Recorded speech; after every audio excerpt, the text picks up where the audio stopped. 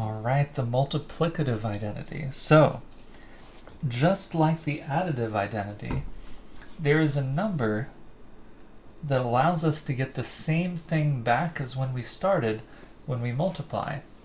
So the multiplicative identity is 1. And what that means is that if we take a number like 3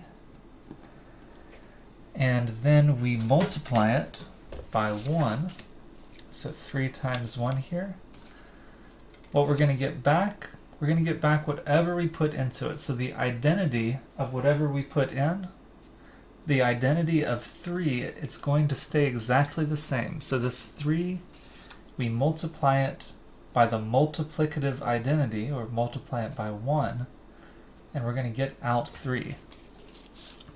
And just like before, if we have something that's more complicated, if we have, let's do something big here. If we did a 25x and we multiply it by 1, so 25x times 1, well, even with something big like this, we are going to get out the exact same thing that we put in, so we are going to get out a 25x. So the identity of that 25x stays the same. Now, just like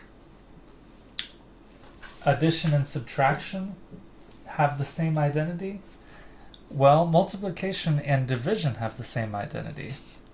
So I could trade out this multiplication sign for a division sign, and this is still exactly the same thing. So 25x divided by 1 is still equal to 25x. And 3 divided by 1 is equal to 3. Now, another way you might see 3 divided by 1 is with the other type of fraction bar. So instead of this division sign here, you could see this division sign here. This means the exact same thing. This is still a division sign, but we can also call this a fraction now, because this is representing it as a fraction, but this is also true. 3 divided by 1 is equal to 3. So another way of representing that multiplicative identity.